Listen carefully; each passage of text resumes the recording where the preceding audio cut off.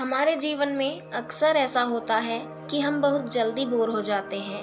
तब हम अपने दोस्तों से अपने मन की बात शेयर करते हैं, जैसे आज मेरा मन नहीं लग रहा। एक रीज़न और भी हो सकता है, किसी चीज़ या घटना के बारे में ज़्यादा चिंता करना।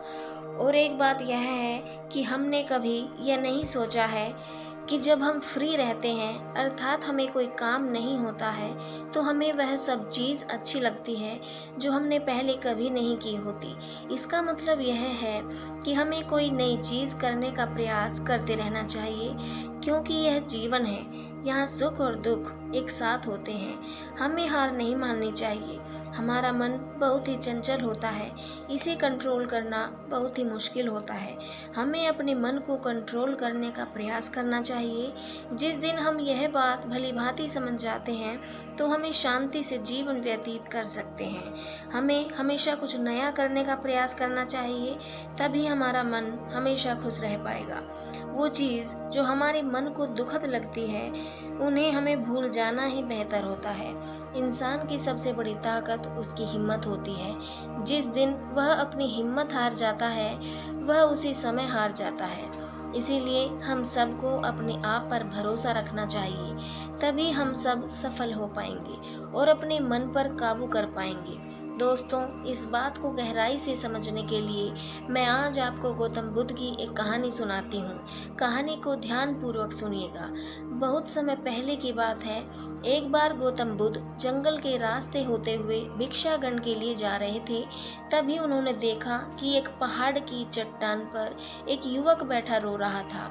उसे रोता देख बुद्ध उस युवक के पास गए और बोले, क्या यहाँ से कूदकर तुम आत्महत्या करना चाहते हो? व्यक्ति ने कहा, आपने एकदम सही अंदाजा लगाया। मैं चाहता तो यही था, मगर हिम्मत नहीं जुटा पा रहा हूँ। बुद्ध ने कहा, क्या सब कुछ पीछे छोड़ आए हो या अपने साथ भी कुछ लाए हो? व्यक्ति ने कहा, नहीं, मैंने सब पीछे छोड़ दिया है। मैं अपने साथ कुछ भी नहीं लाया हूँ। फिर बुद्ध ने कहा, तो तुम इतना बोझ लिए हुए क्यों हो? उठे हुए व्यक्ति ने कहा, कौन सा बोझ? मेरे पास तो कुछ भी नहीं है। मैं तो खाली हूँ, कंगाल हूँ, निराश हूँ। बुद्ध ने कहा, फिर तुम कौन से बोझ के नीचे दबे जा रहे हो, जो तुम्हारी सांस भी ठीक से नहीं चल रही? तुम आत्महत्या करना चाहते हो और रो भी रहे हो। खाली इंसान तो ऐसे नहीं होते। जो कंगाल हो गया, उसे कैसा डर? तुम अपने अंदर में झांको और देखो कि तुमने कितना बोझ उठाया है, कितना कुछ तुमने अपने सर पर ओढ़े हुए है। इसे उतारो और थोड़ा हल्का हो जाओ। कब तक इस बोझ के नीचे दबे रहोगे? वह युवक बुद्ध के चरणों में गिर पड़ा और बोला, आपने तो मुझे पढ़ लिया, परंतु मेरे घर वाले मुझे समझ नहीं पाए। आप ही मेरी समस्या का समाधान कर सकते हैं। बुद्ध ने कहा, क्या समस्या है? युवक ने कहा, घर पर मेरे साथ चलो। गौतम बुद्ध ने कहा, परंतु समस्या तुम्हारे घर पर नहीं, तुम्हारे अंदर है। जब तक तुम अपने अंदर में समस्या का समाधान नहीं करोगे, तब तक तुम्हें हर जगह समस्याएं ही नजर आएंगी। और अगर यहाँ इस चट्टान पर नहीं है, फिर तुम यहाँ आत्महत्या करने की क्यों सोच रहे हो? क्योंकि तुमने तो घर छोड़ दिया है। समस्याएं भी घर छूट गई होंगी, फिर तुम इतने परेशान क्यों हो? व्यक्ति बोला, आप सही कहते हो, मैं आपकी बात समझ रहा हूँ। मैंने व्यापार करने के लिए अपने परिवार से पैसे लिए थे, लेकिन मेरा व्यापार चल नहीं रहा। मेरे परिवार वालों ने मुझे सपोर्ट किया, लेकिन धीरे धीरे जैसे जैसे मैंने अपने व्यापार में नुकसान उठाया, मेरे परिवार वाले भी मुझसे दूर हो गए। मैं सब कुछ उनके लिए कर रहा था, लेकिन वह मुझे अब इन सब का जिम्मेदार ठहराते हैं। मुझे भी लगता है कि मैंने उन सब के साथ गलत किया। मेरा एक मित्र है, उसने भी एक व्यापार शुरू किया था। उसका व्यापार बहुत ही अच्छा चल रहा है। वह जब भी कभी मेरे घर आता है, अपने अच्छे चल रहे व्यापार के बारे में बताता है। वह बताता है कि कैसे उसने अपने व्यापार को सफल बनाया। मेरे परिवार वाले भी कहते हैं कि देखो उसे, तेरे पास तो कुछ नहीं है और हालात यह है कि मेरा घर भी गिरवे पड़ा है। फिर बुद्ध ने कहा, क्या तुम्हें पता है कि तुम्हारा मित्र तुम्हारे पास क्यों आता है? युवक ने कहा, हाँ मुझे पता है। वह मुझे नीचा दिखाने आता है। वह यह दिखाने आता है कि वह मुझसे बेहतर है। वह चाहता है कि मैं उसकी सफलता देखकर दुखी हो जाऊं। बुद्ध ने कहा, क्या तुम दुखी होते हो? युवक ने कहा, हाँ, थोड़ा दुखी तो होता हूँ। बुद्ध ने पूछा, क्या तुम तब दुखी होते हो जब तुम्हारा मित्र सफल होता है, या तुम तब दुखी होते हो जब तुम सफल नहीं होते? युवक ने थोड़ी देर सोचा और बोला, मुझे खुशी तब होती है जब मेरा मित्र सफल होता है।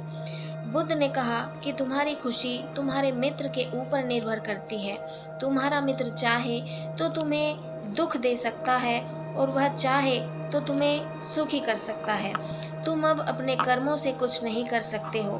तुम्हारी खुशियाँ और तुम्हारे दुख लोगों के व्यवहार से आते हैं। तुम्हारी समस्या का कोई समाधान नहीं है, क्योंकि तुम्हारी खुशियाँ और तुम्हारे दुख दूसरों के परिणाम से होते हैं। तुम खुद से खुश और खुद से दुखी नहीं हो सकते हो।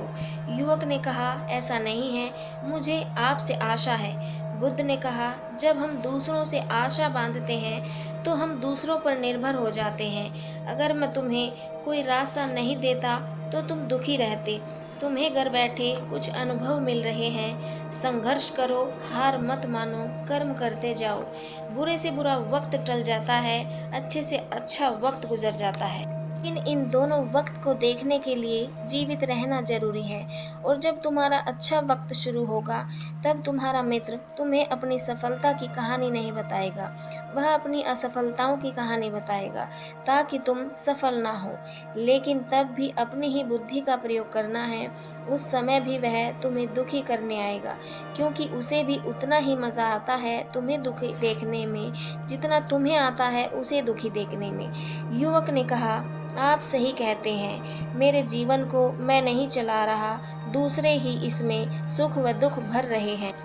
लेकिन क्या अपनों के लिए कुछ करना गलत है? मैं अपने परिवार के लिए कुछ अच्छा करना चाहता था, लेकिन वह परिवार ही अब मेरे साथ नहीं है। बुद्ध ने कहा, वास्तव में इस संसार में लोग अपने साथ सिर्फ भलाई चाहते हैं। भलाई न होने पर वह दुखी हो जाते हैं।